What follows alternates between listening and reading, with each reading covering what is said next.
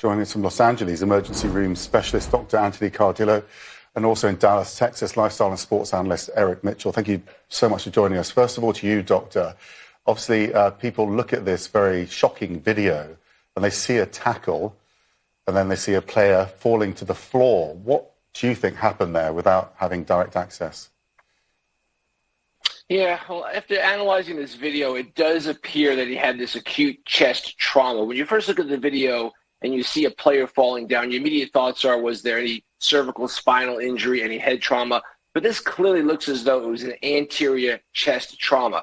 And then we're finding out that he did go into cardiac arrest. There are very few things that can put you into cardiac arrest after acute chest trauma. This phenomenon known as commotiocardia. This is a post-traumatic, post-anterior chest trauma that happens at a very specific moment when the heart is getting ready to beat again. If you look at an EKG, you can imagine what happens when the heart is depolarizing and then repolarizing. If you get hit at a very exact moment, it's within milliseconds. That's when the heart goes into we'll call it ventricular fibrillation. Remember, normally the heart is beating like this, then it starts fibrillating. That's when you're in cardiac arrest. I will tell you, a lot of us were looking at that video very carefully to identify what was going on, but now we're hearing the reports that he was pulseless, he was in cardiac arrest, and that pretty much kind of confirms what had happened here. And doctor, in a situation like that, obviously the speed at which somebody can be administered CPR is essential. I think we understand that CPR was administered for around 9 minutes, and then now we have it confirmed that his heartbeat was restored on the pitch. What does that make you think of immediately? Are you concerned about him being deprived of oxygen or further damage? Obviously, it's very difficult and we don't want to speculate, but what would your primary concerns be? The primary concern is the length of time that he was not having cardiac activity. Now, it sounds as though CPR was administered immediately. You can't get much faster than what happened. That medical professional team was there, prepared, and ready to administer care. So the first thing was the initiation of CPR, and that was starting to circulate the blood as that heart was fibrillating. The next important thing, and the most critical, was the defibrillation, the shocking of that heart with the automated external defibrillator. It sounds like that was done there on the field, and that's when the pulse was restored. Once the electrical activity in that heart was regained and restored, that's when he got a pulse again. It's really going to be a matter of time. How long was he down? You know, every second counts. It's no different than when a child falls in the pool. 1 minute versus 2 minutes versus 3 minutes. These are critical time junctures, and every second is going to count for how long he was deprived of oxygen and had brain anoxia. What's going to happen now in the hospital setting is obviously he's been stabilized. It sounds like he has a normal pulse now. That's great news. He's intubated, meaning they are breathing for him, and we do that just to restore and maintain his ability to breathe, but also to control his physiology. They will slowly start pulling back on that ventilator in the next 12 to 24 hours. That will be critical in determining whether he's breathing on his own, whether he's breathing over the ventilator. That will be vitally important to see how much damage his brain did suffer while he was in cardiac arrest. When you're in cardiac arrest, remember, there's no blood circulating to the organs in your body. That's why it's essential to start CPR emergently and then also to use the AED. So time is going to be very important here. We know it's anywhere from 1 minute to 10 minutes roughly that he was deprived. We don't know when he was shocked.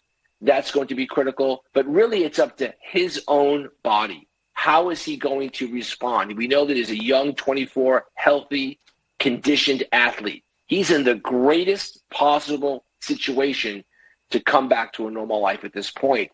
But our prayers are with him to make sure he does recover like that. Absolutely. And Eric, obviously the medical response seems very impressive. What do you make of the NFL response? Because there's some criticism that the game wasn't suspended right away. It's hard to judge, right? This has never happened before in the NFL. We've had severe injuries on the field, but nothing like what we saw. Like the doctor was saying, Jamar fell to the turf and all of a sudden, almost immediately, you could see a Buffalo Bills player just waving for medical attention. You don't see that with most injuries. And just a few short weeks ago on the same very field, Tua was knocked out on the field and was rushed off the field, but we didn't even get the same reaction. It was different. Now, the NFL had to deal with what they were going to do. It has come out that this 5 minutes that everyone's been reporting and even was shared on TV wasn't exactly what that was miscommunication, according to the NFL. They left it up to the coaches and the players. It was very obvious at each time that the Monday Night Football team came back onto TV. Those of us sitting on our couch watching in disbelief, you could just look at these players' faces. Look at Joey Burrow. Look at Josh Allen. Look at Stephon Diggs. Look at these guys. They were not going to play a football game. It took a little bit longer than I thought it would. I mean, going almost 45 minutes before we said, hey, we're not going to play a football game. Because once they put those cameras on there was 0% chance that they were going to play on the field. And I actually don't think they're going to redo this game. And it doesn't really matter. At this point, all we care, and this is the only thing that matters, is that a human being can recover from this. I'm just happy he's alive, because that was a scary moment when they're performing CPR on an NFL football field on Monday Night Football. That's scary stuff. And we all saw the reaction. And I think it showed us how human these NFL football players are, that we're all united. We're all human. And you look at that crowd and the way that the faces, and I mean, the Bengal fans and the Bengal players, I mean, they're standing in front of the hospital right now having a candlelight vigil. What does that say about how this isn't this gigantic competition? It comes down to that's a human life, and everybody's praying for Jamar. And Eric, we're seeing these physical displays of solidarity and unity, stadiums being lit up in the Bengals and the Bills colours. What can you tell us about the response that we're hearing from sportsmen, NFL players, and the athletic community at large? Well, the players I work with, we were instantly on the phone texting each other back and forth. Their hearts and prayers go out. I mean, they're all combatants on this field of the NFL. They go hard on this field. They see injuries. It's a violent sport, right? Let's just face it. But you see it. I mean, tonight, Donovan Mitchell of the Cleveland Cavaliers, who plays in the NBA, scored 71 points. He made sure at the end of his press conference to mention thoughts and prayers. Klay Thompson hit a buzzer beater tonight. Same thing. You saw LeBron James. You're seeing players, J.J. Watt and his brother T.J. Watt, the University of Pittsburgh, where Jamar went to school. You're seeing it from teams. Whole teams are doing whatever they can to support. And I guess he has a GoFundMe or I'm probably saying it wrong, but he has a charity that went from a very low amount of money to a couple $1 million has been donated since this injury. It's just amazing the response, how everybody, sports and folks that don't normally watch sports, have been just drawn into this story. And it's actually united let's just face it, we're a little divided here in the States, and it's really united everyone. Okay, Eric Mitchell in Dallas, thank you. Also, Dr. Anthony Cardillo in Los Angeles.